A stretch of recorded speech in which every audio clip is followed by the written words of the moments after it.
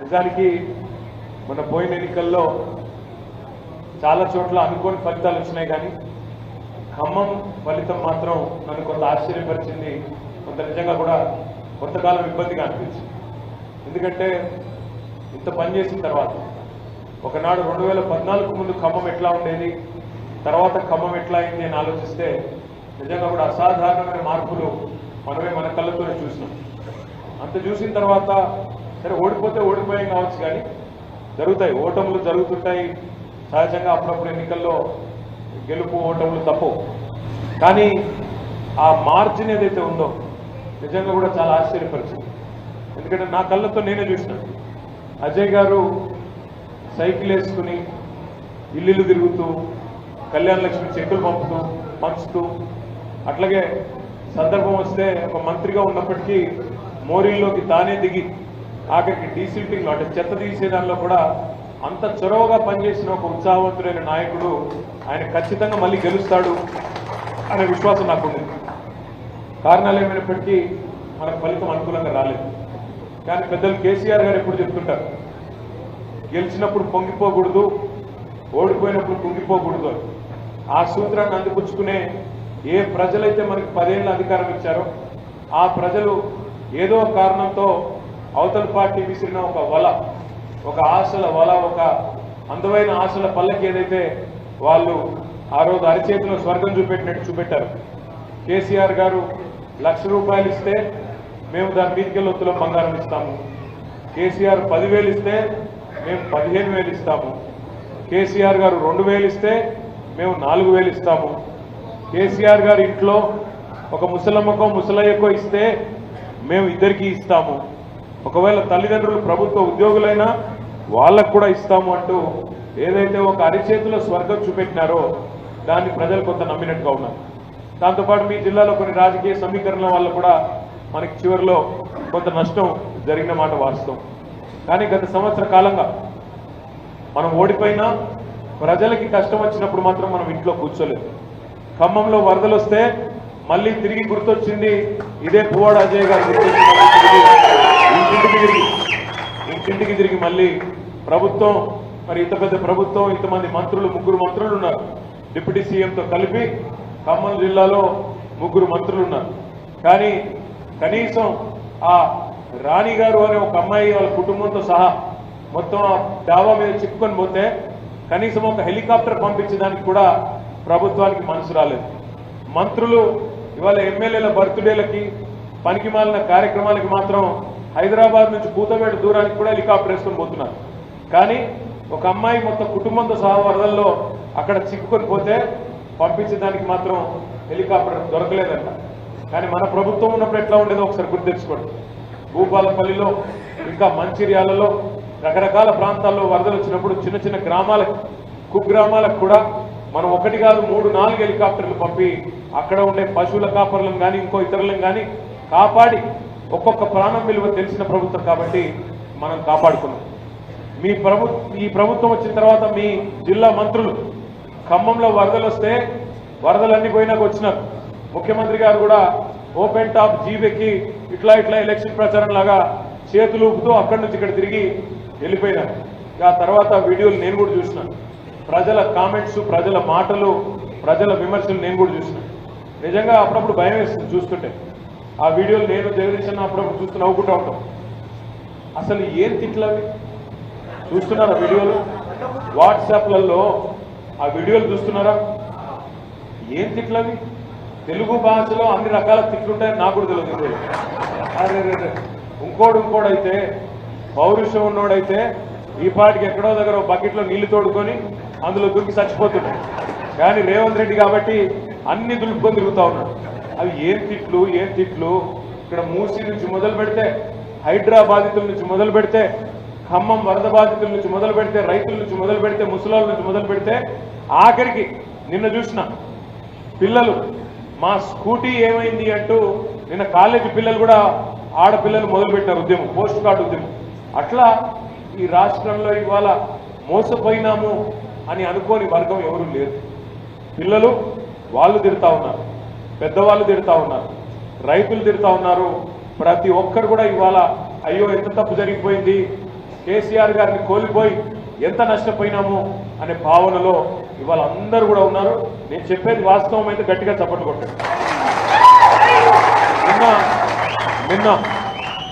నిన్న అక్కడ కొడంగల్ పోయాను నేను, ముఖ్యమంత్రి గారి నియోజకవర్గం.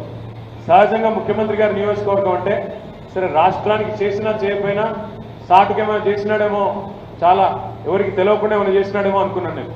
ఏది ఆయన నియోజకవర్గాన్ని. అక్కడ పోయి రైతు దీక్ష పెట్టినాం. అక్కడ అడిగిన రైతుల్ని ముఖ్యమంత్రి గారు అసెంబ్లీలో నిస్సిగ్గుగా చెప్తున్నాడు, మరి అందరికీ రుణమాఫీ అయిపోయింది, రైతు బంధు టకీ అని పడిపోయింది అన్నాడు, మీకేమన్నా వచ్చిందని అడిగిన. దగ్గర 20,000 మంది ఉన్నారు. వాళ్ళందరూ చేతులెత్తి ఏమీ రాలేదు.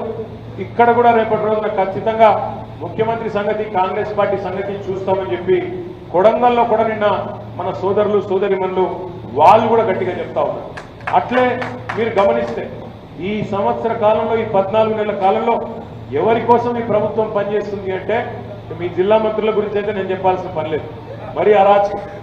ఒక ఆయనేమో కేవలం ఆయన కోసమే ప్రభుత్వం నడుస్తున్నట్టు కాంట్రాక్టులు మొత్తం ముఖ్యమంత్రి నియోజకవర్గంతో సహా కాంట్రాక్టులన్నీ ఆ మంత్రి గారికి. అందుకే ఆయన మంత్రి గారు కాదు, కాంట్రాక్ట్ మంత్రి గారు అని చెప్పినండి. అక్కడ నేను కొడంగల్ పోయినప్పుడు కూడా చెప్పిన, కాంట్రాక్ట్ మంత్రి కోసం, కమిషన్ల కోసం మాత్రమే ఆయన గారు పనిచేస్తున్నారు ముఖ్యమంత్రి గారు అని అక్కడ చెప్పిన.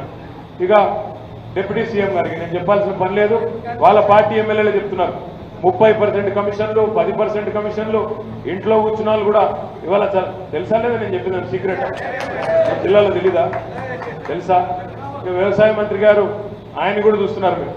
వ్యవసాయ మంత్రి గారు ఒకటి చెప్తాడు, సీఎం గారు ఇంకొకటి చెప్తాడు. వ్యవసాయ మంత్రి గారు రుణమాఫీ ఇంకా కాలేదు అంటాడు, సీఎం గారు అయిపోయింది అంటాడు. ఇట్లా ఒక రకంగా అసలు మంత్రులకు ఒకరికొకరు శృతి లేకుండా ఇవాళ అధోగతి పాలైపోయింది రాష్ట్రం అనే భావనలో అందరూ కూడా ఉన్నారు. నేను మీతో ప్రార్థించేది ఒకటి, ఎందుకంటే ఈరోజు ఒక మంచి పని కోసం అందరం కూడా కలుస్తా ఉన్నాం. మళ్ళీ ఖమ్మంలో డీటెయిల్డ్గా కలుసుకుందాం, మాట్లాడుకుందాం. రానున్న రోజుల్లో 15వ తారీఖు స్థానిక సంస్థలకి ప్రభుత్వం ముందుకు పోతుందని చెప్తా ఉన్నారు. బీసీ సోదరులను కూడా ఈ ప్రభుత్వం వంచింది, మోసం చేసింది. బీసీ డిక్లరేషన్ పేరిట 42% రిజర్వేషన్ ఇస్తామని, బీసీ సబ్ ప్లాన్ పెడతామని, 1,00,000 కోట్ల బడ్జెట్ ఇస్తాం, సంవత్సరానికి 20,000 కోట్లు అని చెప్పి బీసీలకు రిజర్వేషన్లు చట్టబద్ధంగా ఇస్తామని చెప్పి ఇవాళ 5.5% జనాభాని తగ్గించి, ఆనాడు కేసీఆర్ గారు సమగ్ర కుటుంబ సర్వే చేసినప్పుడేమో 51.5% వస్తే ఈరోజు 46%కి తగ్గించి 5.5% జనాభా బీసీలు ఉన్న వాళ్ళను లేనట్టుగా చూపెట్టి మళ్ళీ రిజర్వేషన్ల విషయంలో కూడా వాళ్ళని మోసం చేసిన ప్రభుత్వం కాంగ్రెస్ ప్రభుత్వం. చెప్పుకుంటూ పోతే 420 హామీలు ఉన్నాయి. నేను వాటి జోలికి పోను.